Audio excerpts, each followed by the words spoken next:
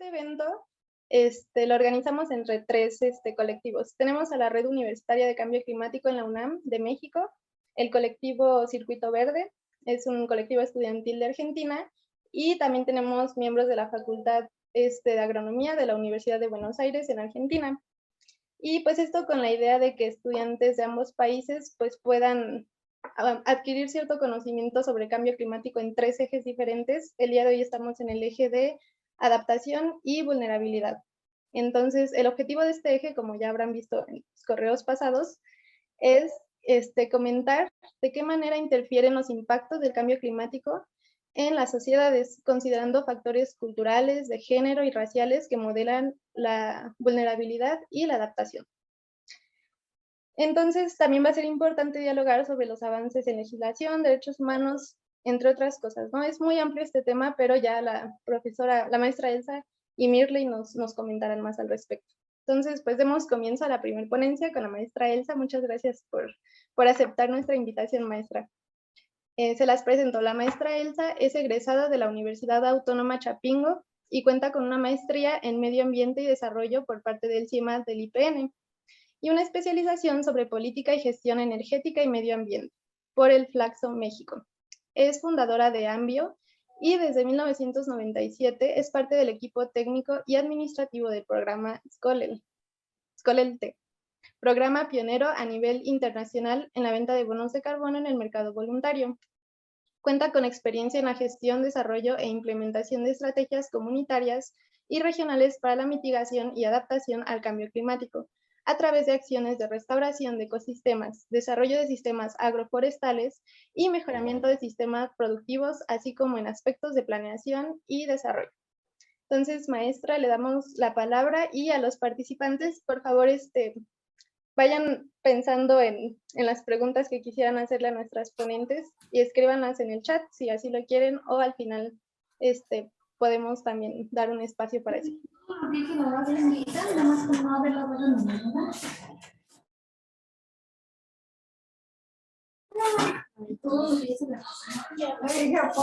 me ilusionaron y luego me desilusionaron. Un poquito de arroz, mis verduras felinas.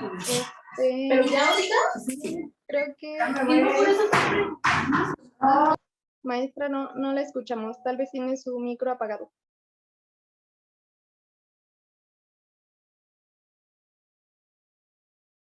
Ay, creo que se desconectó. Yo creo que fue su internet. Sí, fue su internet. Si quieren, para no esperar tanto, podríamos irnos con Mirley, que vimos que igual ya puede proyectar, y se las presento también. Ajá. Ok. Déjame ir ajustando acá, porque así veo el chat, porque cuando uno trabaja en Zoom, tiene el detalle de que pierdes el contacto con los que están presentes. Sí, se pierde mucho la visibilidad. Sí. Bueno, pues entonces... Déjame ajustar acá, eso era una de las cosas que quería hacer antes. Sí. Bueno, la voy presentando, ahorita vemos si hay problemitas, los solucionamos. Bueno, entonces comenzaríamos con la ingeniera agrónoma de la Universidad de Oriente Núcleo Monagas de Venezuela, Mirley del Valle Hernández Aguilera. Ella ha tenido desempeño en evaluaciones multitemporales y monitoreo ambientales desde el trabajo de grado con mención honorífica y estudios posteriores en el ámbito de la geomática aplicada, y también ha participado como expositora en congresos internacionales. Laboró en la gobernación del estado de Aragua, Venezuela, en 2011 en la dirección de proyectos como manejador de sistemas de información geográfica. Fue consultora para la empresa petrolera PDVSA y allí se desempeñó como analista de propiedades y catastro, participando en el proyecto de desalojo de franja de seguridad, en el cual se evaluaron todas las interferencias de las actividades petroleras a la comunidad y tasación de inmuebles. Actualmente trabaja como especialista en planes de acción climática en el área de adaptación, asesorando a los municipios adheridos en la Red Argentina de Mitigación al Cambio Climático y de municipios frente al cambio climático, y las dos últimas experiencias como docente en el Diplomado de Gestión para el Cambio Climático 2021 en conjunto con la Municipalidad de Godoy Cruz, provincia de Mendoza, el Instituto Multidisciplinario de Ciencias Ambientales y la RAMCC. y también el curso Taller Internacional, Diseño y Elaboración de Planes Municipales de Adaptación al Cambio Climático, realizado por la Unión Iberoamericana de Municipalistas de España. Muy bien. Pues le damos la palabra, ingeniera, por favor, adelante y muchas gracias.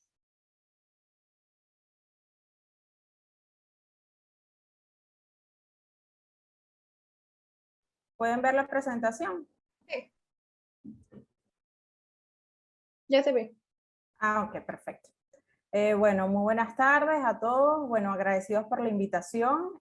Bueno, si me notan el acento, no soy argentina, soy venezolana, pero bueno, acogida en esta tierra desde hace 3 años. Y bueno, la red me abrió las puertas para seguir contribuyendo con el medio ambiente y el mundo, ¿no? Y el planeta. En esta oportunidad,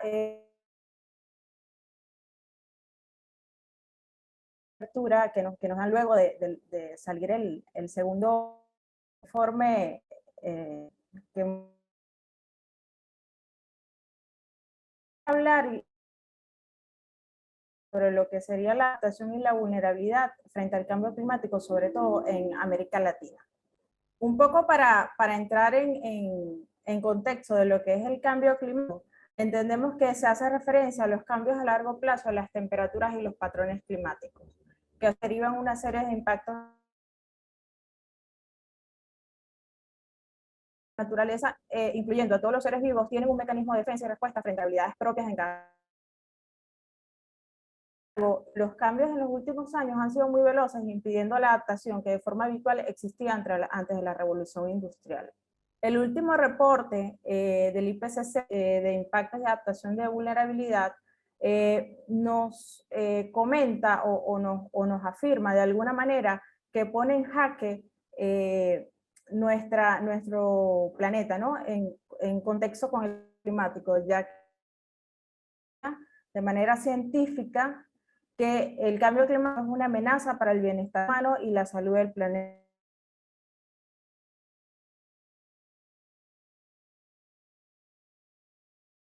De las personas en todo el mundo, a pesar de los esfuerzos de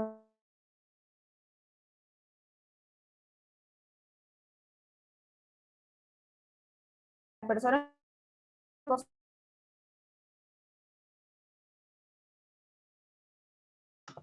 El aumento de los... ¿Nos escuchas? Ahí nos oyes bien. Es que parece que sí es tu conexión. Sí, te escucho. Y yo creo que puedes apagar si quieres, la cámara. apago la cámara, ¿te parece? Sí.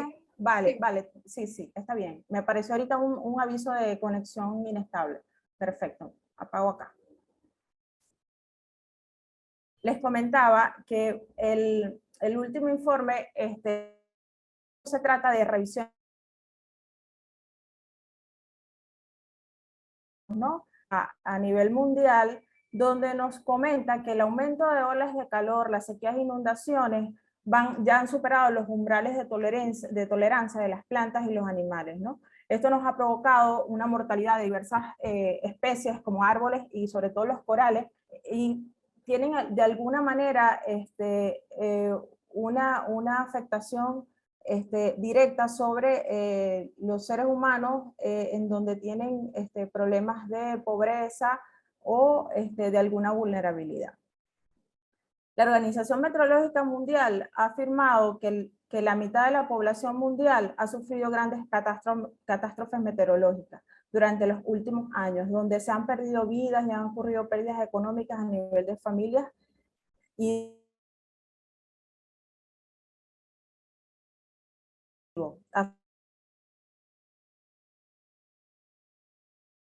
alimentar.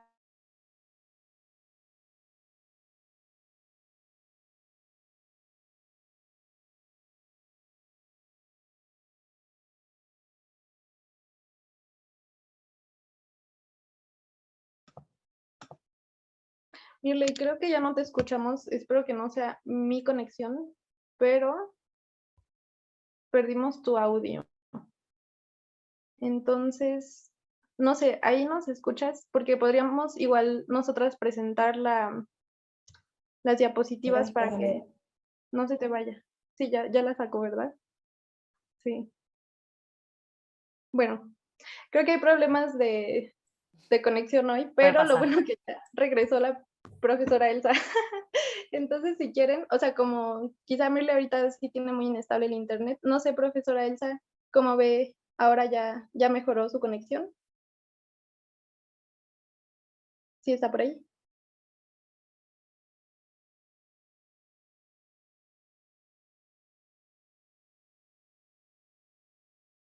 ¿Será que tampoco nos oye?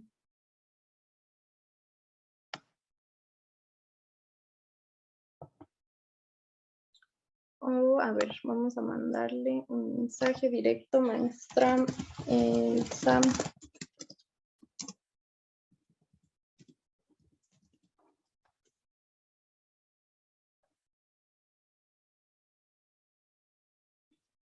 ver.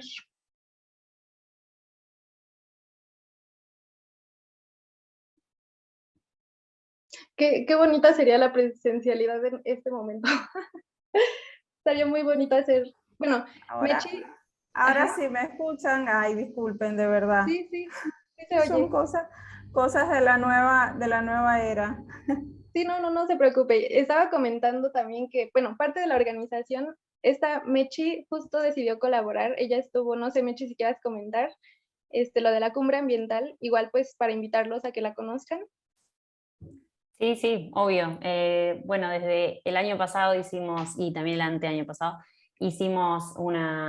realizamos una cumbre ambiental de estudiantes, y que fue como quien lo llevó adelante fue la Facultad de Agronomía de la Universidad de Buenos Aires, y bueno, también siempre encontrando estos espacios para seguir compartiendo con otros países y seguir generando como la conexión y las sinergias entre justamente latinoamericanos y latinoamericanas. Así que bueno, gracias por sumarse, y más allá de los problemitas técnicos, lo importante es que se pueden sumar también dos personas que saben mucho del tema, y bueno, esperamos poder escucharlas y mañana seguir debatiendo sobre eso.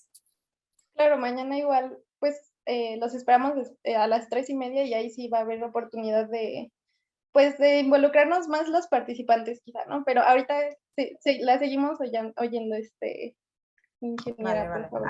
Ahí le comento. Que Sí, de ahí se apagó la cámara luego, para no sí, hacer claro, ruido. Vale. sí. Como les venía comentando, se preguntarán que por qué empezamos desde allí, ¿no? Desde atrás hacia adelante, por así decirlo, pero como para darle fundamento al porqué de nuestra red, ¿no? Hay una necesidad enorme desde los gobiernos locales, si bien por ser chicos o por manejar pocos presupuestos y no tener la capacidad de realizar alguna planificación climática, por así decirlo, por falta también puede ser de equipo técnico o algún recurso adicional o humano. Es por esto que se crea la red argentina frente al cambio climático, red argentina de municipios frente al cambio climático, donde desde el año 2010 hay un grupo inicial de municipios donde hoy día son más de 250 municipios y comunas argentinas, ¿no? Donde junto con una secretaría ejecutiva se coordina y se impulsan planes estratégicos para hacer frente al cambio climático. Hoy día esta red es un instrumento de coordinación e impulso de políticas públicas locales que enfrentan al cambio climático de las ciudades y pueblos de Argentina. Nuestro compromiso primordial es la acción climática enmarcada en los objetivos del Pacto Global de Alcaldes por el Clima y la Energía, basándonos en los objetivos del Pacto Global de Alcaldes, teniendo en consideración 3 aspectos de la acción climática, como lo es la mitigación al cambio climático, la adaptación a los efectos adversos y el acceso universal a la energía segura, limpia y accesible. Dentro de nuestros objetivos tenemos como es el impulsar y ejecutar proyectos o programas municipales, regionales o nacionales relacionados con la mitigación y adaptación al cambio climático, a partir de la movilización de recursos locales, nacionales e internacionales. Por lo tanto, nuestro compromiso es reducir las emisiones de gases de efecto invernadero aproximadamente a un 45% al año 2030, ser carbono neutral al 2050 y aumentar la resiliencia de las ciudades frente a fenómenos climáticos extremos que, bueno, como ya hemos visto, se profundizarán, ¿no?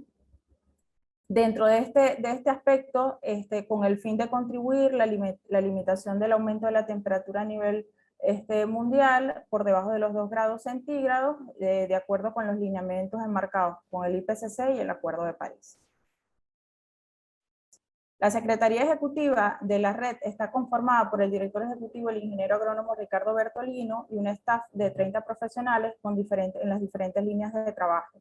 Dentro de esas líneas de trabajo se encuentra el área de planes locales de acción climática, en el cual pertenezco, y posee un equipo de profesionales especializados en adaptación y mitigación. Nuestras oficinas están en la ciudad de Rosario, pero bueno, tenemos injerencia en todo el país a través de los municipios. Y ahí es cuando nos preguntamos por qué es necesario tener un plan local de acción climática. Y bueno, y les permito esto para luego que ustedes puedan quizás discutirlo, y si alguna vez en algún momento han participado en sus localidades en la ejecución o el monitoreo o en alguna discusión sobre algún plan local de acción climática dentro de su comunidad. Esto se plantea entendiéndose que la mitad de la población mundial vive en ciudades, y este proceso de urbanización mundial ha traído como consecuencia muchos impactos que el cambio climático nos ha evidenciado en los últimos años, particularmente en América Latina. Los PLAC son una herramienta de planificación estratégica de un gobierno local que permite optimizar la gestión de sus recursos técnicos y económicos internos y externos para hacer una transición hacia una ciudad resiliente. Por su naturaleza de trabajo y abordaje multisectorial, permite integrar la elaboración, ejecución y monitoreo de actores de diferentes niveles, dentro de los que tenemos el gobierno local, entes gubernamentales, empresas privadas, organizaciones sociales, universidades, ONG, entre otras. Esto nos permite enriquecer y regionalizar el plan. Por eso es que desde la red se impulsa la coordinación junto con los gobiernos locales para hacer una transición a un nuevo modelo de gestión. Dentro del Plan Local de Acción Climática se encuentran 2 ejes fundamentales, como lo que son la fase de mitigación, que es el fin de reducir la emisión de IGE para disminuir el impacto y desacelerar el proceso de cambio climático, y la fase de adaptación, con el fin de hacer frente a los efectos adversos del cambio climático. En este proceso de la elaboración del PLAC se realizan 2 diagnósticos. Desde el eje de mitigación se realiza un inventario de gases de efecto invernadero, estableciendo metas de reducción, y se plantean las medidas para alcanzar los objetivos planteados. Y desde el eje de adaptación se realiza un diagnóstico de riesgos climáticos extremos, considerando la evolución de las tendencias históricas climáticas, estos teniendo en consideración las estaciones meteorológicas cercanas a la municipalidad donde se realiza el estudio, y de las proyecciones futuras, ¿no? Basándonos en lineamientos internacionales mediante la metodología del Pacto Global de Alcaldes por el Clima y la Energía, que es una organización internacional donde hay más de 10 millones de ciudades, y el cual posee una plataforma común a través de una medición estandarizada, en este caso para adaptación del riesgo climático. De esta manera podemos determinar vulnerabilidades para cada uno de los sectores y las poblaciones afectadas o vulnerables, entendiendo que se genera una cadena de impactos que no están aislados unos de otros. Luego de realizar el diagnóstico, se realizan o se definen los objetivos para la prevención de impactos por eventos climáticos extremos, y se definen las acciones necesarias. Todo esto con el fin de obtener el Plan Local de Acción Climática. Es importante destacar que en la elaboración de este plan se promueve la sinergia entre las acciones de mitigación y adaptación para que tengan en común este tipo de acciones y no emitan, por ejemplo, las acciones de adaptación no sigan emitiendo gases de efecto invernadero. En el proceso de diagnóstico, acá les traigo un ejemplo de que se realizan cartografías de impactos o de los que se pueden mapear. Por ejemplo, el caso de inundaciones, tenemos la ciudad de Corrientes, donde se ve las áreas de inundación y las zonas de mayor a menor riesgo. También se tiene en cuenta la información del censo poblacional para determinar la vulnerabilidad social, tomando aspectos socioeconómicos y educativos de los habitantes. También se toman datos de los barrios vulnerables. Acá en Argentina existe un registro de villas y asentamientos llamado RENAVAP, las cuales registran características precarias de las viviendas o inexistencia o informalidad de los servicios públicos, ¿no? Dentro de las legislaciones y herramientas, para mencionarle algunas, porque de verdad son muchas, y acá en Argentina el sistema de leyes es como descentralizado por cada provincia, si bien hay como un lineamiento general, luego cada provincia tiene la libertad de poder generar nuevas leyes, ordenamientos o decretos, basándose en esos lineamientos generales a nivel de nación. Dentro de las leyes referentes al cambio climático, tenemos la ley promulgada en 2019, la Ley de Presupuesto Mínimo de Adaptación y Mitigación al Cambio Climático Global. Esto permitió a través de, o desde el Ministerio de Ambiente y Desarrollo Sostenible, la creación del Gabinete Nacional de Cambio Climático, coordinado por la Secretaría de Cambio Climático, Desarrollo Sostenible e Innovación, para articular con diferentes áreas del gobierno, la Administración Pública Nacional, la implementación del Plan Nacional de Adaptación y Mitigación al Cambio Climático, que fue creado ese mismo año. Con esta apertura de esta ley o la promulgación de esta ley permitió una mayor adhesión de los municipios a la red, ya que necesitaban de alguna manera asesoría para implementar su planificación climática, que es muy diferente a la planificación ambiental que muchos municipios ya tenían desde hace muchos años. Luego, antes de esta ley existía ya la ley de presupuestos mínimos de protección ambiental de los bosques nativos. Esta ley tenía o tiene dentro de su promulgación o dentro de uno de sus artículos la creación de un fondo para la conservación de los bosques donde compensa el 70% a los dueños de los predios donde existan bosques nativos o donde los conserven, ¿no? De alguna manera, esto también se adherió a la ley de presupuestos mínimos, teniendo como un mayor énfasis, una mayor validez a la hora de la implementación. Luego tenemos que, si bien no es una ley asociada directamente al cambio climático, tenemos la ley, se llama Micaela, que fue promulgada en enero del 2019.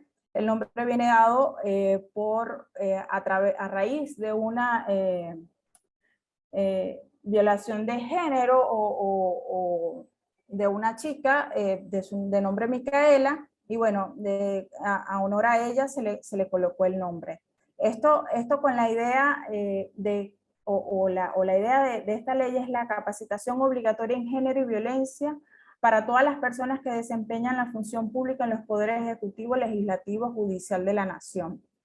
Si bien es como más de capacitación para los funcionarios públicos, de alguna manera transversaliza el enfoque de género dentro de todos los entes de la nación, desde nivel nación, provincia y municipalidad.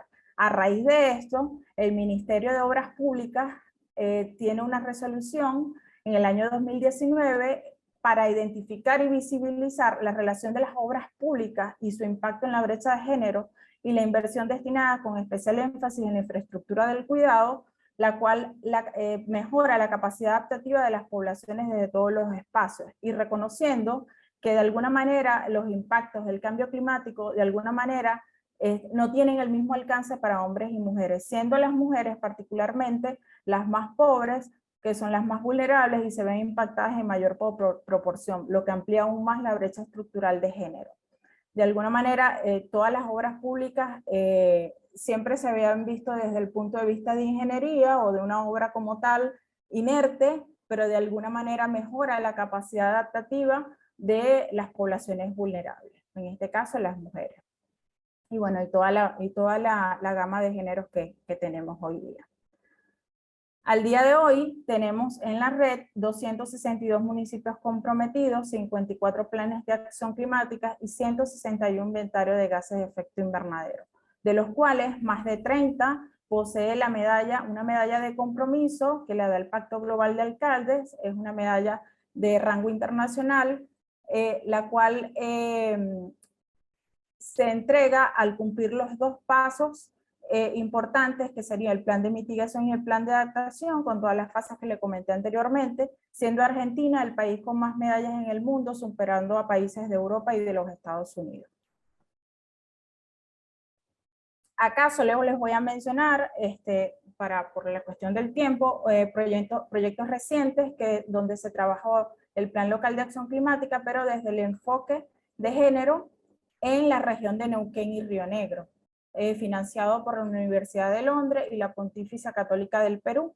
Dentro de estos planes se trabajó en el municipio de Catriel, Cipolletti, Villa del Chocón y Neuquén, capacitaciones sobre género y cómo es la adaptación al cambio climático, la relación entre el género y la mitigación, y nos dieron un ejemplo bastante representativo sobre bioconstrucción como un método utilizado en el municipio de Catriel para las mujeres pudieran construir su vivienda luego o ser desplazadas de sus propias casas por violencia de género.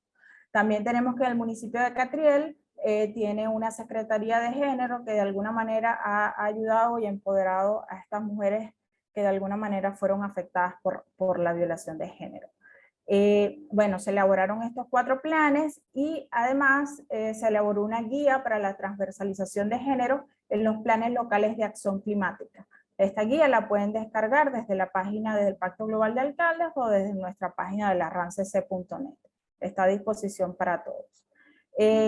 Junto a ello se realizó un voluntariado de reforestación y de charlas demostrativas en cada uno de los municipios del proyecto.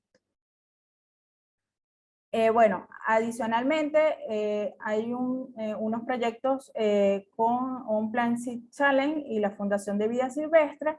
Esto se los voy a contar rapidito. Fueron planes también local de acción climática, pero basados en soluciones basadas en la naturaleza. En el caso particular de General Lavalle, muchas acciones fueron asociadas a la conservación del venado de la Pampa, del cual quedan 200 ejemplares hoy día, y también se promovió corredores biológicos y la conservación del escuerzo, que es un anfibio. Entonces, básicamente esas también son los canales o los lineamientos también que tenemos dentro de los planes locales de acción climática. Además de la vulnerabilidad social, tenemos a partir de allí la vulnerabilidad ecosistémica. Un resumen un poco de las medidas de adaptación en los planes a la fecha. Tenemos que los planes o las medidas de adaptación están básicamente enfocadas o basadas en la naturaleza o en la comunidad.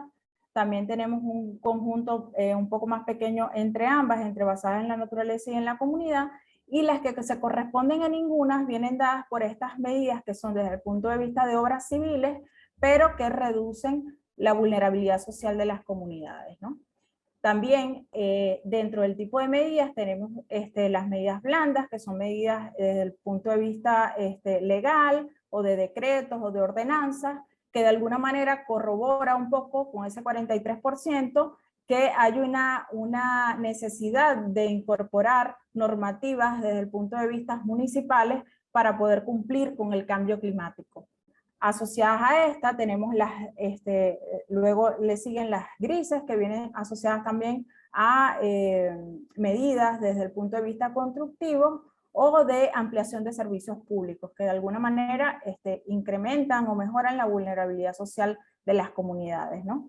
Luego tenemos las verdes y blandas. En sí son combinaciones de las medidas, pero básicamente tenemos que esa necesidad de normar o reglar todas estas acciones para que se puedan cumplir, ¿no? Dentro de las municipalidades. Bueno, dentro de tantas cosas que tenemos dentro de la RAM, tenemos servicios de huella de carbono corporativa que de alguna manera el 50% de esta cálculo de huella de carbono corporativa va de vuelta hacia el municipio para realizar proyectos de reforestación o proyectos sociales. Por ejemplo, se colocaron recientemente en la zona costera de Rosario unos termotanques solares, pero igual ha ayudado o se han redistribuido este 50% de la inversión en proyectos sociales y de reforestación. El año pasado nosotros nos pusimos una meta de 50.000 árboles de reforestación con la ayuda de todos los municipios, de cada uno iba plantando árboles y lo iban registrando en la página, y llegamos a la suma de 164,000 árboles, ¿no? En un año. Este año, para la campaña de arbolado 2022, nos pusimos una meta de 150,000. Y bueno, hay municipios que, por ejemplo, Saliqueló de Buenos Aires ha adoptado una acción que cada vez que nace un niño, plantan un árbol. Entonces, de alguna manera, esto nos dice que están los municipios y las localidades o los gobiernos locales están apropiando y las comunidades están apropiando las medidas de adaptación sin darse cuenta, ya lo están haciendo suyas, ¿no? El principio de año hubo una ola de calor bastante extrema, siendo Argentina uno de los países más calientes del mundo. Y bueno, desde la red también se utilizó una campaña de riego de arbolado urbano para cuidar el árbol amigo que teníamos en las veredas, ¿no? Y la forma de cómo se debía regar. Otra de las cosas que tenemos, o de las líneas de trabajo que tenemos dentro de la red, tenemos el de empleos verdes, en el cual este proyecto está financiado por la Unión Europea, donde tenemos emprendedores en todas estas categorías que ven acá: movilidad sostenible, producción sostenible, conservación de ecosistemas, turismo, dentro de los cuales existen 376 emprendedores de 59 municipios. Se han realizado, el año pasado se realizaron 4 ferias en todo el año, donde ha tenido una gran aceptación. A estos emprendedores se les da un sello, se les califica su producto y de alguna manera le da un valor agregado, y justamente en este tiempo de pandemia se ha ayudado a muchas personas a redireccionar sus trabajos, ¿no? Por todo lo que implicó la pandemia para la parte productiva. Por último, una de las cosas que le quería comentar también es que dentro de la red existe un fideicomiso donde están adheridos de los 262, 25 municipios. Este fideicomiso ayuda de alguna manera a las comunidades locales poder comprar equipos que son altamente costosos. Se han realizado 7 licitaciones donde para compras, por ejemplo, de paneles solares, termotanques, la electromovilidad, luminarias LED, que de alguna manera es difícil comprar desde un municipio chico este tipo de equipos, además de que se le compra a grandes empresas, se reduce un poco el gasto que se genera para comprar en una empresa pequeña, y que son de buena calidad. Esta iniciativa es la única en el mundo desde gobiernos locales, y fue referenciada en la revista Forbes, ¿no? También este fideicomiso fue reconocido en el último informe del IPCC de adaptación, impactos y vulnerabilidades, representando o rescatando, ¿no?, que es un compromiso que persigue la red a tales fines, que se extiende a los gobiernos locales como accesos o mecanismos de financiamientos internos, entendiéndose que ahorita, sobre todo para Latinoamérica, nos ha costado mucho conseguir financiamiento para este tipo de acciones y reducir las vulnerabilidades, ¿no?, y ser más resilientes. Bueno, creo que hasta aquí, sí, hasta aquí es. Espero que pude haber comentándole lo más rápido que pude. Bueno, si quedó alguna duda o quieren ampliar algo, luego tenemos las preguntas. Ay, muchísimas gracias. Creo que hablé muy rápido, pero es que era demasiada información. Y bueno, ya le había quitado algunas otras diapositivas para tratar de acortarlo. Sí, claro, sí, bastante información la que nos comparte, muchas acciones, ¿no?, de la red argentina, de hecho. Y bueno, y abiertos a todos. A nosotros hemos tenido chicos para hacer pasantías o no sé, prácticas, ustedes acá le tienen otro nombre, pero bueno, Sí. han llegado chicos de otras. Ahorita tenemos una chica de España, hemos tenido chicos de Francia, hemos tenido chicos de otras localidades de Argentina. Entonces, bueno, de verdad que estamos abiertos a todos, ¿no? De verdad con los brazos abiertos y poder enriquecernos. Sí, claro. De verdad que sí. Claro, hablando de eso, bueno, vimos un poquito borrosa la presentación, que creo que también era un poco la conexión, pero veo que aquí abajo tiene su contacto, entonces Sí, nos podría de pronto anotar ahí en el chat para que la contactemos o quien quiera contactar para esto ok, de aquí se llaman estancias profesionales, prácticas, etcétera, ¿no? Muy ajá, bien. sí. Ah, dice Elsa que ya está acá. Uf, bueno, nos salvamos. Entonces, Ah, dale. vamos a pasar a la presentación de Elsa y ya posteriormente vamos a hacerle estas preguntas que ya aparecen en el chat y otras que por ahí nos surgieron a nosotras. Está bastante bueno el tema. Entonces, maestra Elsa, bueno, si quiere, Mirley, creo que hay que dejar de compartir para que podamos proyectar la de la maestra Elsa. Nada más les recuerdo un poco a manera de resumen, la breve semblanza de la maestra que nos visita. Bueno, ella estudió en la UACH, tiene maestría de Medio Ambiente y Desarrollo, especialización en Política y Gestión Energética y Medio Ambiente, fundadora de AMBIO, miembro de Escolelte, y se especializa en estrategias comunitarias en México del eje que estamos abordando hoy.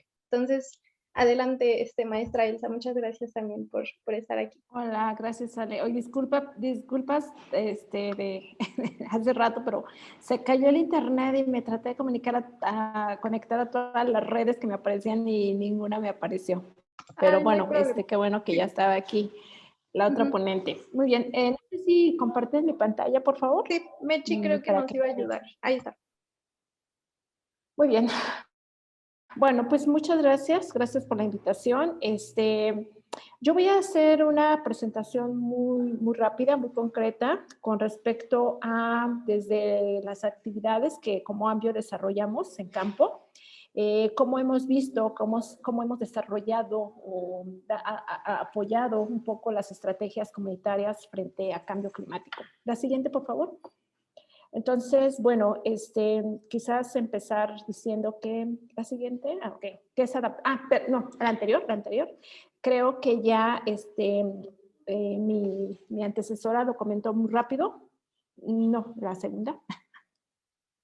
¿Qué es adaptación? Gracias, César. Pues adaptación es, de acuerdo al IPCC, es el ajuste en los sistemas naturales humanos como respuesta a estímulos climáticos proyectados o reales a sus efectos que pueden moderar el daño o aprovechar los aspectos beneficiosos, ¿no? Y pues obviamente la adaptación pues se aplica a través de lo que le hemos llamado las medidas de adaptación, que no son otra cosa más que actividades que aumentan el desarrollo humano y abordan los factores que disminuyen la vulnerabilidad. Ahorita voy a hablar muy rápido de vulnerabilidad de manera muy teórica porque es un poquito complejo, pero hay metodologías que te ayudan a desarrollar la vulnerabilidad. Son también las medidas de adaptación, son actividades que desarrollan la capacidad de respuesta en los sectores productivos y no productivos afectados. Son actividades que se enfrentan o que enfrentan el cambio climático para que sean abordados de manera concreta. La siguiente, por favor. Y bueno, ¿qué es vulnerabilidad? Pues vulnerabilidad de entrada es un concepto, si ustedes quieren, un tanto perceptivo. O sea, no es como soy vulnerable 50%, 100%, y además vulnerable a qué, ¿no? O sea, es como, puede ser vulnerable a algo, pero no a otra cosa. Por ejemplo, ahorita con la situación de COVID, obviamente decían, pues todos somos vulnerables, pero los grados de vulnerabilidad van a estar en función de, y te sacaban 3 o 4 condicionantes dependiendo de situaciones muy personales o muy individuales. Entonces tú podías decir qué tan vulnerable eres, ¿no? Entonces la vulnerabilidad es algo que se percibe o que se siente, pero que obviamente en este tema pues se ha tratado de, y ahorita lo vamos a ver, se ha tratado de cuantificar la vulnerabilidad. Hay metodologías y eso pues de alguna manera ayudan, apoyan para el desarrollo de las medidas de adaptación. Entonces aquí vemos un modelo muy rápido de cómo se puede evaluar la vulnerabilidad. Hay dos métodos, el método de evaluación estándar, los dos son bueno, el primero es del IPCC y el otro es del IPCC, pero un poco transformado a cuestiones más prácticas, ¿no? Entonces dice que la vulnerabilidad va a estar en función del impacto potencial y de la capacidad adaptativa.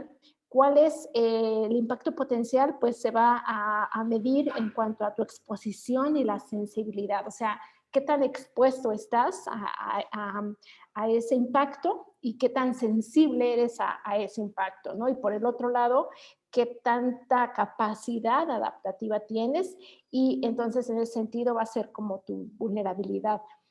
En la evaluación rápida de vulnerabilidad, lo único que cambia, bueno, lo que cambia es el riesgo, ya no el impacto, sino el riesgo, en donde qué tan probable eres que seas, bueno, más bien qué tan probable es que ese riesgo te afecte y qué consecuencias puede tener este riesgo, ¿no? Entonces, obviamente, eso te mide el riesgo y la capacidad adaptativa.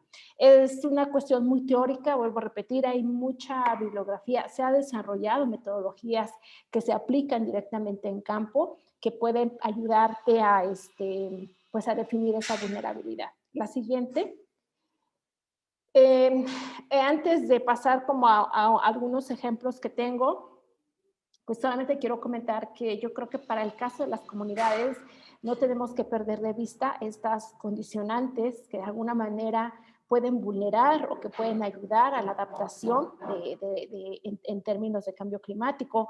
Primero, pues no tenemos que dejar de lado que normalmente o de manera muy general las comunidades tienen cierta dependencia a sus sistemas productivos, que ya sea que son para la producción de productos básicos o de productos económicos, ¿no? Llámese, por ejemplo, en el caso de México, la parte de maíz, frijol o lo que es la milpa tradicional, y la parte económica puede ser la parte forestal, la parte ganadera, o sea, dependiendo de cuáles sean sus aspectos económicos que ellos cubren o con lo que ellos cubren, es como los sistemas que ellos están manejando, ¿no? También, pues obviamente todos sabemos que hay un reconocimiento de que tenemos recursos naturales en el mundo, sin embargo estos son limitados. Muchos de ellos están degradados y obviamente en algunos casos dispersos. Y esto obviamente quizás para los que vivimos en las ciudades es algo que percibimos, pero creo que las comunidades no solamente lo perciben, sino que además también lo sienten, ¿no? Hay alteraciones climáticas que son predecibles y que afectan los medios de producción. Igual las alteraciones climáticas creo que son perceptibles para todos, pero igual son, pues se toman o se perciben de manera diferente para el medio rural que para el medio urbano. Las comunidades también han ido identificando estrategias de adaptación a cambio climático, ya sea a través del mejoramiento de semillas, adaptación de técnicas o de procesos que les permiten ser más resilientes y poder generar mejores medidas de adaptación. Nosotros hemos visto que algunas comunidades ya tienen algunas estrategias de adaptación a cambio climático, en donde obviamente pues ya son respuestas que ellos han estado dando o que ellos mismos han buscado y que les han sido obviamente positivos de acuerdo a el tipo de impacto que han tenido. La siguiente. Aquí nada más un ejemplo de algunos espacios en donde hemos estado trabajando, aquí en Chiapas principalmente, en donde, en Chiapas, México, en donde obviamente ustedes aquí, por ejemplo, lo que ven son como los medios de vida que las comunidades locales tienen. Como se darán cuenta, los principales son el maíz, el frijol, el café, algunos frutales y la ganadería, ¿no? Como las principales actividades que son como las más vulnerables o las que se encuentran en algún momento amenazadas por cuestiones de adaptación, de cambio climático y obviamente en donde hay que estar desarrollando medidas de adaptación, ¿no? También están los sistemas forestales, en donde pues prácticamente sobre ellos se han desarrollado estrategias o procesos de servicios ecosistémicos. Puede ser, por ejemplo, la parte del bosque, para la parte de extracción de leña, de madera y obviamente también actividades de turismo que se desarrolla. El recurso suelo, pues para la agricultura, aquí perdón, ahí se repite, sería para la agricultura y la ganadería, y el recurso agua para consumo doméstico y para consumo humano, ¿no? Entonces son como, vamos a decir que son de las cosas que nosotros hemos estado evaluando dentro de las unidades familiares campesinas de la región. La siguiente.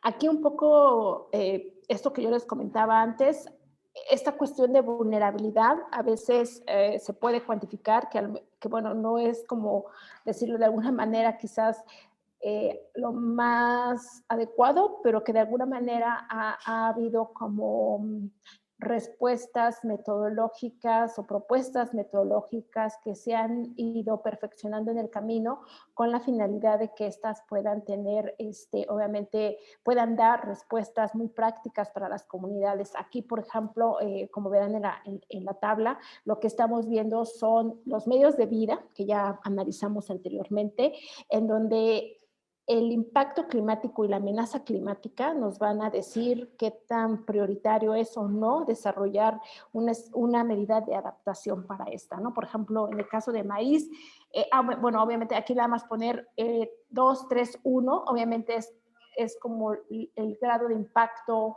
que este va a tener o el grado de afectación que esto va a tener. Comentar que, por ejemplo, estos ejercicios nosotros los hacemos principalmente, o sea, no los hacemos nosotros solamente desde lo que nosotros pensamos o percibimos, sino que se hacen talleres comunitarios, se hacen trabajo comunitario, de modo que estas percepciones no sean las de nosotros, porque pues nosotros no vivimos ahí, ¿verdad? No tenemos, podemos llegar, visitar, conocer, trabajar ahí, pero no tenemos como el día a día de estas percepciones. Entonces, estas se hacen con las comunidades desde el trabajo y el desarrollo local que hacemos con ellos. Entonces, aquí, por ejemplo, este fue un trabajo que hicimos en el 2019 porque desarrollamos el programa de acción climática para la reserva, para un complejo de áreas naturales protegidas acá en Chiapas. Y este fue uno de los resultados que tuvimos de un taller en donde, por ejemplo, en esta región, pues decían, bueno, para el maíz la sequía es más o menos, el impacto climático que tiene es 2, entonces esa parte es, no sé, que es media, no es demasiado profundo el impacto, pero sí llega a tener un impacto. Sin embargo, en incendios sí tiene un impacto muy importante, en heladas también, porque obviamente la producción se puede perder. Para la parte de amenaza climática, las lluvias, obviamente tormentas, huracanes, afecta la granizada más o menos, porque a lo mejor a lo mejor se afecta la producción, pero no del todo, solamente una parte. La variabilidad estacional, o sea, qué tanto cambia el clima en una estación, por ejemplo, estamos ahorita en una época de secas, pero después viene una época de lluvias. ¿Qué tan variable es la época de lluvias? Ellos dicen, pues claro, si la variabilidad es alta, nos va a afectar porque obviamente la producción ya no se va a dar. El incremento de temperatura, pues dicen, bueno, a lo mejor nos afecta, pero no demasiado. Entonces, así es como un ejercicio que se va desarrollando directamente con las comunidades. Digo, este es solamente un ejemplo, pero cuando tú quieres sacar, que era al final nuestro objetivo, desarrollar medidas de adaptación, esta es una de las herramientas que se pueden usar, que te pueden ayudar, que a lo mejor no es lo más viable, porque obviamente va a haber, es percepción, finalmente, repito, pero que por lo menos te ayuda o te permite tener un poquito más de objetividad con respecto a las medidas que puedes implementar. La siguiente. Bueno, las medidas de adaptación, que es un poco a la finalidad que nosotros buscábamos, se deben definir como las actividades que aumentan el desarrollo humano y abordan los factores que disminuyen la vulnerabilidad, que era un poco lo que comentaba con respecto a la vulnerabilidad inicialmente, ¿no? O sea, el objetivo de las medidas de adaptación es incrementar resiliencia, o sea, resistencia, y disminuir la vulnerabilidad, que es como la cuestión más ¿cómo decirlo?, negativa que puede haber dentro de un sistema o un ecosistema, ¿no?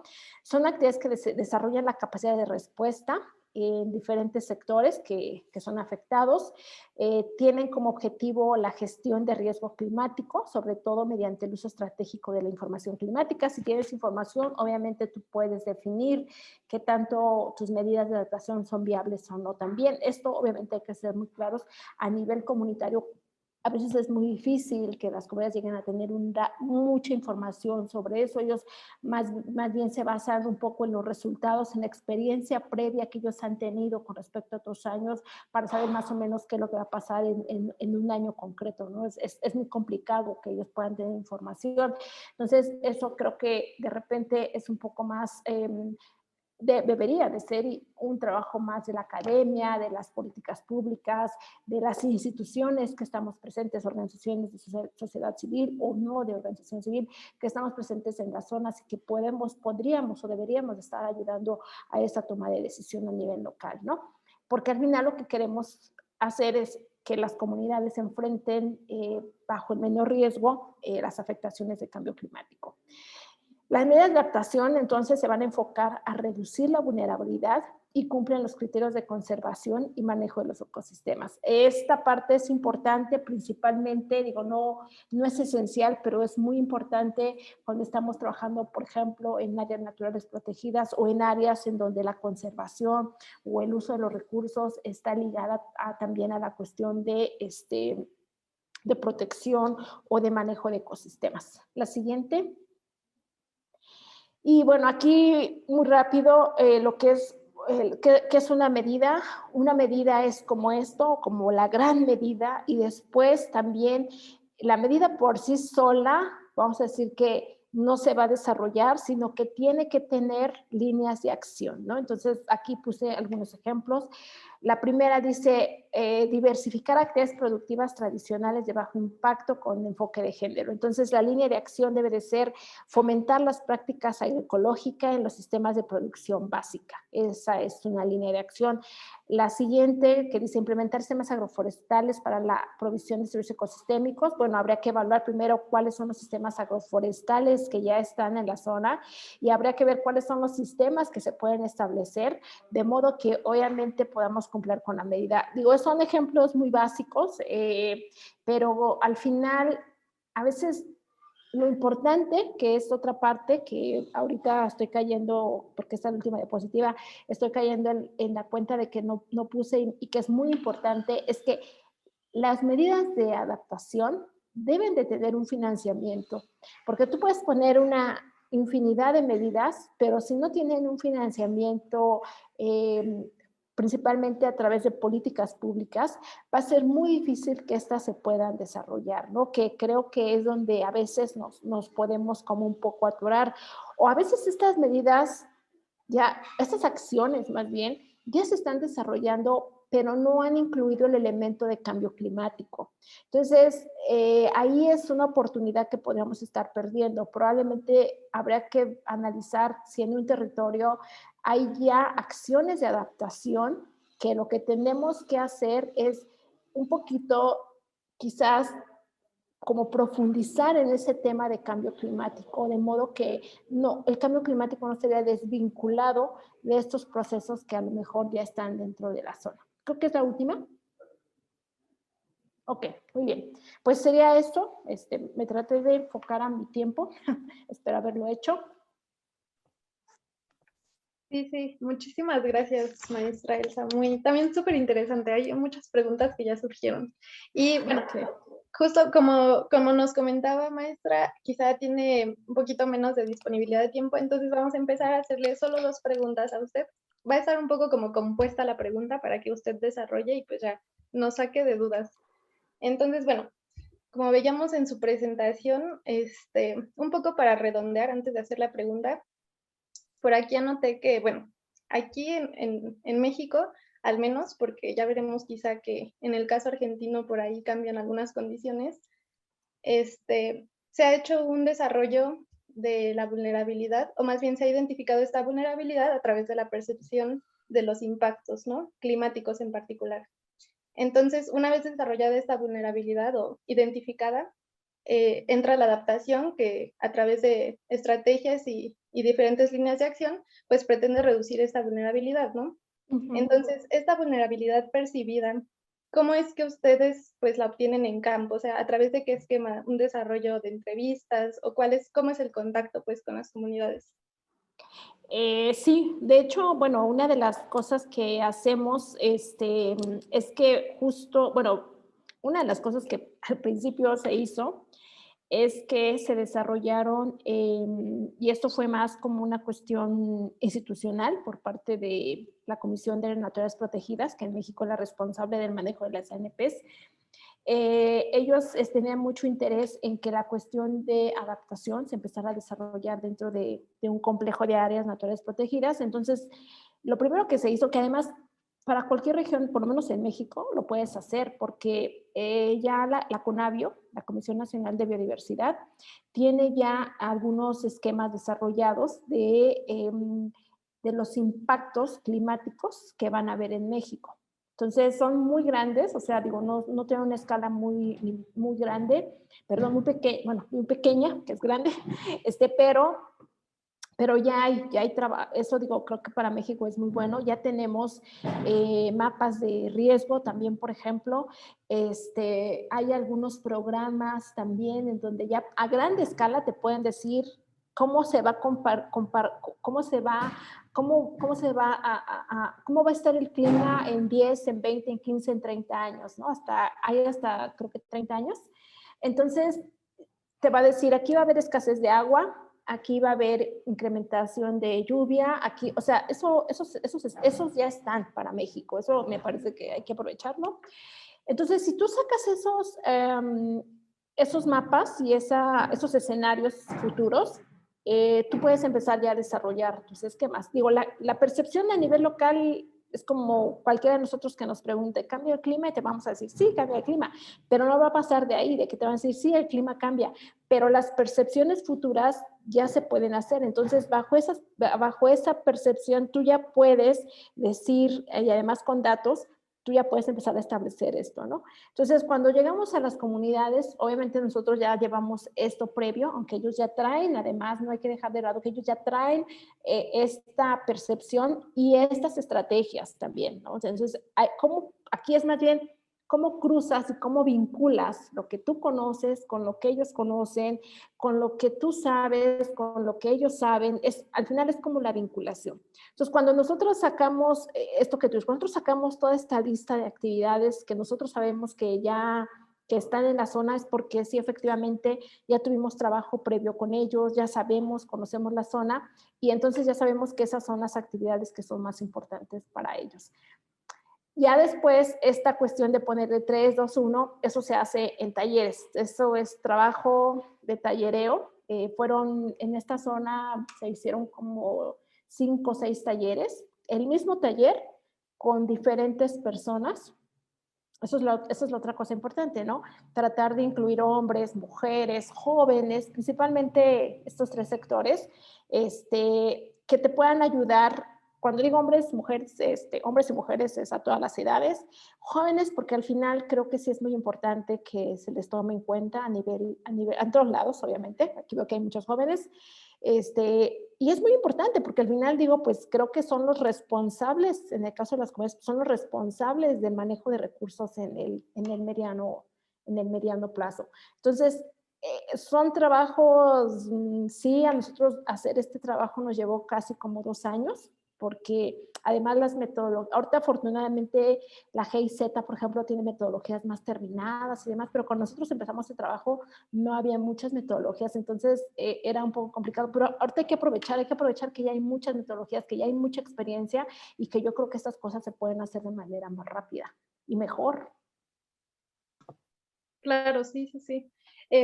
Bueno, hay otra pregunta, la vamos a retener un ratito más porque está muy interesante el tema, perdón. Pero creo que Paulina, no sé si quieras tú abrir el micrófono y hacer la pregunta ahora que te veo aquí. Sí. Bueno, comentaba de que ya se están implementando muchos proyectos, pero que no tienen en cuenta la medida del cambio climático y es como una oportunidad para obtener financiamiento. Creo que sobre eso iba el comentario. ¿Podría compartirnos un poco más? A ver si voy a tratar de complementar primero el ejercicio. Después de que sacas la medida de adaptación, tendrías que hacer a la par como un análisis de factibilidad de en dónde vas a tener en el corto plazo los mejores resultados y cuánto te va a costar. Nosotros lo que hicimos, el ejercicio que hicimos es que por cada medida de adaptación le pusimos un precio. Dijimos, bueno, reforestar, por poner un ejemplo. Reforestar, ¿cuánto nos cuesta por hectárea reforestar? X cantidad, ¿no? pero obviamente tú reforestas hoy y no acaba el trabajo aquí. O sea, tú reforestas hoy y mínimo el trabajo te tiene que llevar unos 10 años para que efectivamente asegures que pues la planta si creció, si pegó, si hubo mortandad, pues que vuelvas a reforestar. O sea, es un proceso reforestar, por poner un ejemplo, todos son procesos al final, pero ese es un proceso, ¿no? Entonces, ok, bueno, esto me cuesta, no sé, en 10 años me va a costar 10,000 pesos, por poner un ejemplo. Pero tú dices, oye, pero CONAFOR, que es la Comisión Nacional Forestal de México, dices, oye, ellos ya hacen reforestación. Vamos a ver qué de lo que ellos ya hacen de reforestación cae en nuestra zona de estudio. Y vamos a ver en qué fase están y vamos a ver entonces en qué fase. A lo mejor están en el tercer, cuarto año, pues vamos a ver qué tanto o qué tan buen impacto ha tenido esa actividad que para la CONAFOR va a ser reforestación, pero que para nosotros puede ser una medida de adaptación. Ahora, si tú ya viste que salió, a nosotros nos salió por ahí, que en algunas regiones, no en todas, en algunas regiones, por ejemplo, había comunidades que decían, es que a nosotros ya no está haciendo falta la leña. Ok, bueno, entonces vamos a reforestar con especies dendroenergéticas, que dentro de 5 o 6 años esto pueda ser leña para las comunidades. No sé si me explico. O sea, la medida de adaptación, por eso la tienes que visualizar como tú, como medida de adaptación. A lo mejor para las otras instituciones no es una medida de adaptación, pero tú le vas dando ya la idea de que esta va a ser una medida de adaptación, que en 10, en 15 o 20 años esto ya va a ser, la idea es que haga resiliente a las comunidades y que las haga menos vulnerables. Yo decía que hasta ahorita, por lo menos en México, no hay programas, bueno, todos sabemos que el programa más importante es Sembrando Vida, pero no hay un programa, y Sembrando Vida, por ejemplo, no trae en ningún lado objetivo de adaptación. Si ustedes han escuchado a López Obrador, él habla que es mitigación porque, bueno, de alguna manera, pues planta árboles y captura carbono y todo, pero en ningún momento ha dicho que esta es adaptación. Entonces, ¿cómo hacemos que esta política pública, que ya tiene un financiamiento, pues obviamente se vuelva una medida de adaptación? Entonces ahí tendremos que estar platicando con los técnicos asesores que están en las zonas para ver qué tanto ellos están viendo adaptación, si es que lo están viendo, y si no lo están viendo, ¿cómo metemos ese complemento? No sé si me explico. Como no hay financiamiento, porque realmente no hay financiamiento, el GEF hasta hace creo que 2 o 3 años ya puso una línea de adaptación, pero no la tenía, por ejemplo, ¿no? Ha tenido solamente mitigación, pero no tenía adaptación. Entonces, ¿cómo haces que una medida que no sea visualizada desde ningún lado como adaptación, tú la empieces a hacer como adaptación? Y esto obviamente requiere pues mucho, pues yo diría sí conocimiento, pero obviamente como no te puedes estar toda la vida esperando que tengas todo el conocimiento para poder hacerlo, pues tienes entonces que compaginar con el conocimiento que las comunidades ya tienen, porque eso te va a cortar el tiempo del conocimiento y obviamente tu medida de adaptación puede ser mucho más factible. Muchas gracias, sí. Muchas gracias. Útil la respuesta. Y también, bueno, recordar en este momento que justamente, maestra Elsa, a ver si no me equivoco, usted se enfoca en la región sur del país, ¿cierto? Ajá. Y bajo el enfoque de la figura como territorial que son las comunidades y no los municipios como lo hace Mirley, ¿no? Entonces esta figura en México es pues también relevante, ¿no? Porque las comunidades forman una cierta cohesión social diferente a lo que lo harían los municipios. Y otra cosa, entonces, ¿qué comunidades ha identificado que son más vulnerables a cambio climático en México y cuáles serían estos impactos más amenazantes? Pues mira, sí, o sea, digo, claro, las comunidades están dentro de los municipios, ¿no? Es como la jurisdicción. Entonces, el municipio es la unidad administrativa, la que administra a los municipios, ¿no? Es como, pues, la legalidad del área. Las comunidades, pues, cuentan con sus propias normas y demás. ¿Quiénes son los más vulnerables? Pues yo creo que en general, yo digo que todos, o sea, todos son vulnerables, nada más que otra vez volvería al punto de más bien, ¿qué tan vulnerable eres? Va a haber comunidades que son más vulnerables y otras que van a ser menos vulnerables. Eso va a estar como un poco en función de qué tan expuestas están, volviendo a la figurita, al diagrama ese que teníamos, qué tan expuestas están y en qué grado de conservación o de permanencia están sus sistemas, ¿no? Sistemas forestales, sus sistemas agrícolas, si son marginados y demás. O sea, a lo que voy es de que yo creo que todas, nada más que en diferente forma. Hay comunidades del norte, por ejemplo, que son vulnerables porque las épocas de sequía se hacen más grandes. Entonces, a lo mejor hay comunidades que no necesariamente son pobres, o sea, no quiero llevar a esto a que las comunidades pobres son las más vulnerables. Claro, o sea, son vulnerables, pero no necesariamente hay que ser pobre para ser vulnerable. Es un poco a lo que quiero llegar, ¿no? Las comunidades del norte, que a lo mejor podemos pensar que son ganaderos de altas extensiones y demás, tú puedes decir, bueno, es que no son pobres. No, pero simplemente no tienen agua, tienen altas temporadas de sequía, tienen que migrar, eso ya los hace vulnerables, ¿no? Comunidades del sur, a lo mejor hay comunidades que tienen mucha pobreza, pero que a lo mejor su resiliencia es muy alta porque tienen una diversidad de sistemas de autoconsumo que no dependen tanto del mercado, que probablemente las áreas en donde ellos están haciendo su producción básica son estables, a lo mejor económicamente sí, no están tan bien, pero probablemente a lo mejor ellos hacen estrategias de migración para trabajar afuera, no sé, es un poco difícil quiénes son y quiénes no son, porque de entrada todos lo somos, pero nuestra vulnerabilidad va a estar en función de qué tan preparados estamos para esto. Y de entrada creo que el primer punto, y que yo sé que de repente es como bien, a veces yo todavía lo escucho mucho, esta cuestión de si existe o no el cambio climático, ¿no? O sea, ya si tú te preguntas si existe o no el cambio climático, pues ya te da una cierta vulnerabilidad, porque es como la gente que decía, ¿existe o no existe el COVID? Entonces, si aceptas que existe, pues te vas a proteger. Si de plano dices que no existe, pues entonces no te vas a proteger. Así de complicado me parece que es el asunto, ¿no?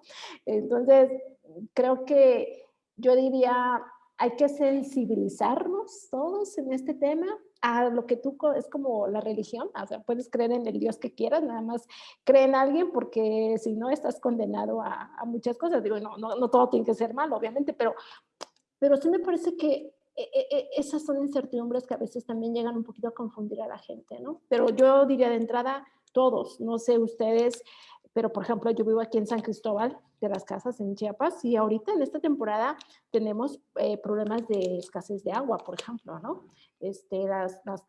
Las colonias, hay colonias en donde puede pasar una semana y no hay agua, o sea, ¿por qué no hay agua? Entonces, entonces somos vulnerables, ¿no? También.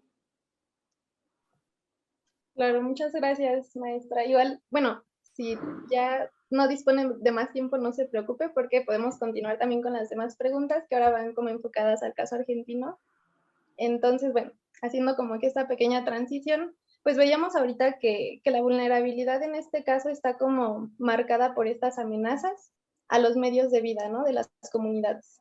Entonces, bueno, en el caso argentino, por ahí recuerdo igual, justo ahorita la maestra Elsa comentaba justo el componente económico que también supone cierta vulnerabilidad, ¿no? O sea, se adiciona esta como identificación, ¿no? De esa vulnerabilidad. Entonces mi duda, Mirley, es, tú comentabas que son 200 y cacho municipios divididos en 51 regiones, entonces esta regionalización, que además decías que sí tiene este componente económico, ¿qué otras cosas como incluye? ¿Qué otros condicionantes son los que definen esas regiones vulnerables? ¿Y cuáles son? Bueno, me gustó mucho la intervención de Elsa. De verdad que es bastante complejo explicar la vulnerabilidad. Yo que trabajo junto con municipios que son técnicos, de alguna manera también se hace difícil porque creer o identificar es como verse en el espejo. Además de saber que eres mujer, además que eres, ¿no? Eres mamá, eres hermana. Entonces, de alguna manera, esas medidas de adaptación, por ejemplo, en el caso de los municipios, como para ayudar un poco también lo que comentaba Elsa, que bueno, que su trabajo está enfocado en la parte de las comunidades.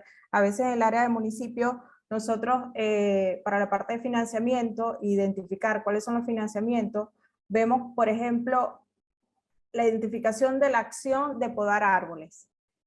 Un municipio lo ve como una acción propia de atención al arbolado público.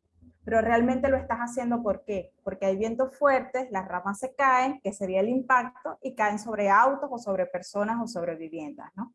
Entonces, cuando tú identificas ese tipo de acciones desde ese punto de vista, desde la acción del cambio climático, entonces ahí es que tú empiezas a categorizar cada una de las acciones o cada uno de los programas que se encuentran en un país o en una localidad para asociarlas al Plan Local de Acción Climática. Por ejemplo, limpieza de desagües, lo ves como una simple acción de limpieza desde el área de obras públicas dentro de un municipio, pero no, realmente lo estás haciendo porque es previo a las lluvias, es una acción previa a las altas precipitaciones, entonces vienen asociadas al cambio climático. A través de esto, de esta identificación de acciones, allí es cuando nosotros dentro del municipio podemos ver cuáles acciones maneja desde la municipalidad o desde el gobierno local, desde su presupuesto local, desde lo que ellos tienen para obtener o poder pagarle a cada funcionario para que cumpla esa acción. A partir de allí identificamos ese tipo de financiamiento, ¿no? Y sabemos que, por ejemplo, para la poda de árboles necesitan tantos funcionarios públicos que están adscritos a la municipalidad o sencillamente ellos dicen, no, bueno, en jornadas que sabemos que son más amplias, cuando se acercan los vientos fuertes de acuerdo a las proyecciones o las épocas del año, entonces, bueno, nosotros necesitamos contratar cuadrillas de personas para el trabajo y entonces eso se incorpora en el presupuesto de esa medida.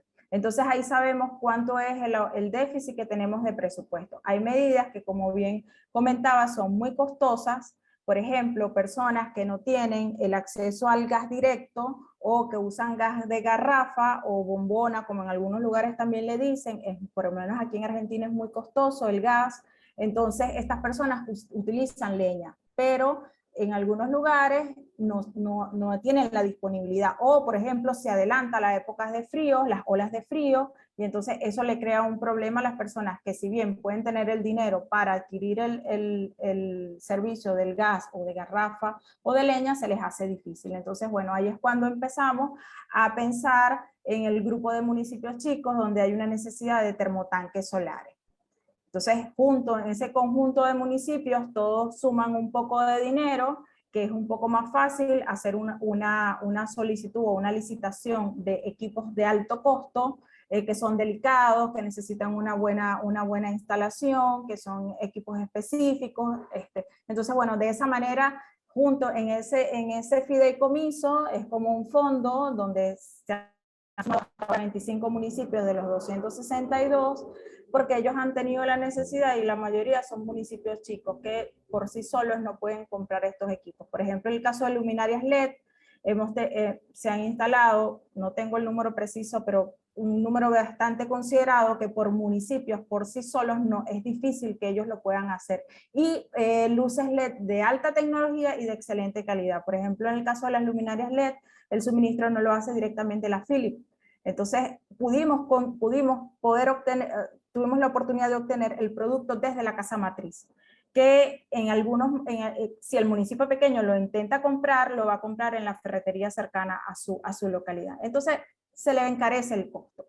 Además que tiene un servicio técnico postventa, y bueno, de alguna manera hay un apoyo y un soporte desde el punto de vista de instalación y desde el punto de vista desde el mantenimiento técnico, ¿no? Y de información y de capacitación al personal de las municipalidades. No sé si respondí tu respuesta. Ale, es tu nombre. Ah, sí, gracias, muchas gracias. Bueno, ya vamos a hacer la última preguntita. No sé si Roger, por aquí vi, no es cierto, Paulina, ¿o quién era? Déjenme ver el chat. ¿Quién tenía una preguntita? Sí, Roger, ¿quieres abrir tu micro o la leo? Pues si quieres, bueno, si se puede, me gustaría abrir el micro. Claro. Hola, bueno, muy buenas tardes. Muchísimas gracias a ambas ponentes. Estuvieron muy buenas la exposición que hicieron, además personas con tanta experiencia y trayectoria como ustedes. Sobre todo mi pregunta iría en el sentido de ¿qué tan lejos estamos de que se puedan implementar medidas obligatorias de capacitación para los gobernantes en temas de cambio climático?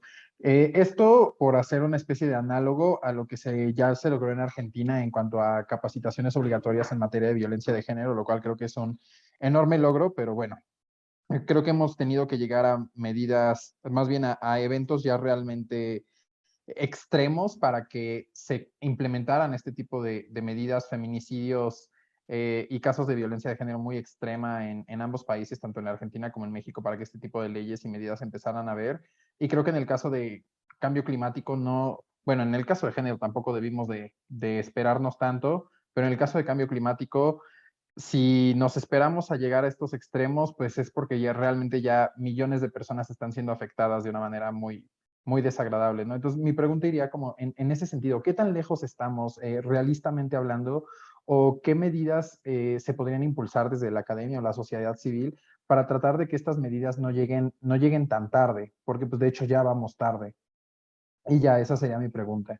Sí, gracias, Rogelio. Bueno, una de las cosas que, bueno, que no alcancé a comentarlo allí en la presentación, pero bueno, gracias que me da la oportunidad para esto, se han realizado asambleas de intendentes, que serían como los alcaldes, llamarlo así, hacia los municipios, ¿no? Entendiendo que estamos en dos países y que la palabra intendente no es muy común, como jefes de los gobiernos locales. Se realizó la última en Mar de Plata, donde tuvimos la oportunidad de tener junto con nosotros la Unión Europea y otros embajadores que de alguna manera nos han apoyado en la red desde hace 10 años, ¿no?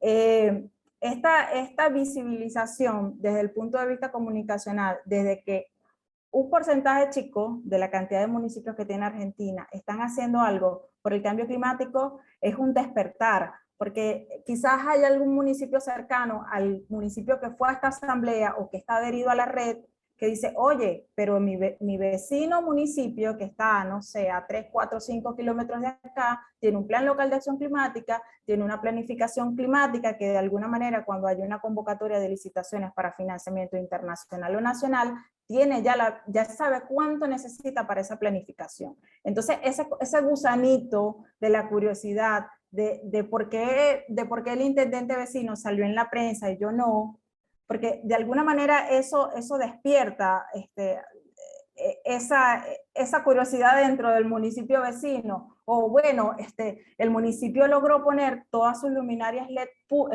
toda su luminaria pública de LED y tiene una mejor seguridad para las mujeres, hombres y niños que salen muy temprano a trabajar o llegan muy temprano o muy tarde del trabajo, o que tienen seguridad en su localidad y que pueden salir los chicos a jugar a la calle sin ningún problema. Entonces, que las comunidades vecinas digan, yo me siento seguro en este municipio. ¿Y cómo lo hiciste? Bueno, a través de esta acción que está enmarcada en el cambio climático porque estás reduciendo gases de efecto invernadero y lo estás aplicando, tiene una sinergia, por ejemplo, con adaptación que realmente nosotros o la comunidad no le pone esos nombres, ¿no? Esos calificativos, pero bueno, realmente son así, están bajo esas estructuras.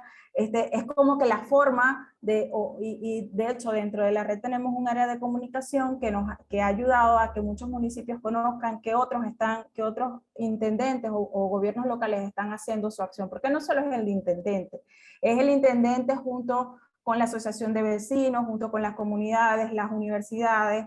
Tenemos, por ejemplo, instituciones de investigación como el INTA, que de alguna manera ayuda también en las medidas de conservación de suelo y de sistemas agroproductivos sostenibles. Entonces, de alguna manera, esa forma, y bueno, y que la ley de presupuesto mínimo que se implementó en diciembre del 2019, de alguna manera obliga al gobierno local de establecer una planificación presupuestaria, porque van a haber partidas presupuestarias dentro, cuando él ingrese de su planificación anual, que no va a poder completar y no va a poder adquirir esos recursos, así sean poquitos, pero no los va a poder utilizar porque no está enmarcado bajo una planificación climática. Entonces yo pienso que va como sumado un poco a la parte económica y la parte de visualización, el hecho de que las personas o que estos gobiernos locales puedan tener como propios o suyos, incluir el cambio climático en su tema de debate. De hecho, hay municipios o provincias, perdón, que de acuerdo a este alineamiento, han creado direcciones de cambio climático dentro de sus provincias. Por ejemplo, la provincia de Neuquén, es la que tengo ahorita así a la mente que recuerdo. Y esas provincias de alguna manera bajan lineamientos o hacen capacitaciones a través de la parte de sus municipios para capacitarlos en el área de cambio climático, igual la provincia de Córdoba.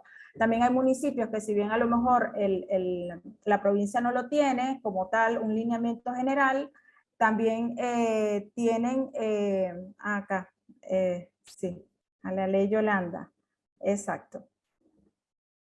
exacto, que obliga a los funcionarios públicos a hacer la transversalización de los temas de ambiente y de cambio climático. También, ¿verdad? Olvidaba esa ley.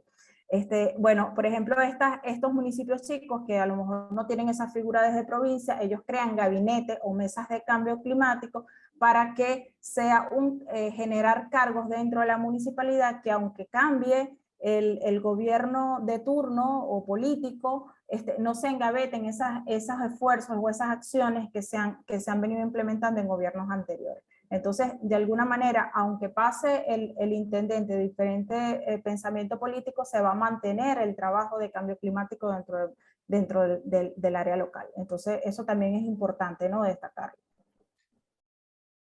Claro, muchas gracias por la respuesta, Mirley. Y también muchas gracias por tu presentación. Ya la profesora Elsa salió, bueno, ya nos había comentado que por ahí tenía cositas que hacer. Entonces, bueno, les agradecemos muchísimo el haber aceptado pues estar en esta ponencia de hoy.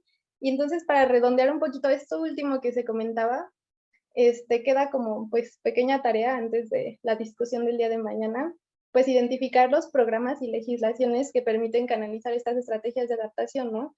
Que es justo lo que nos da como esta brújula para poder pues implementarlas, pero además tomar en cuenta que en asuntos de adaptación es también fácil transversalizar las acciones y entonces tomar como ciertos elementos de otras legislaciones para nosotros de alguna manera ir pues ejerciendo actuando, ¿no?, al respecto. Entonces, pues sí, esta correspondencia entre países en materia de legislación creo que es relevante notarla y pues estudiarla, ¿no?, para saber cómo actuar.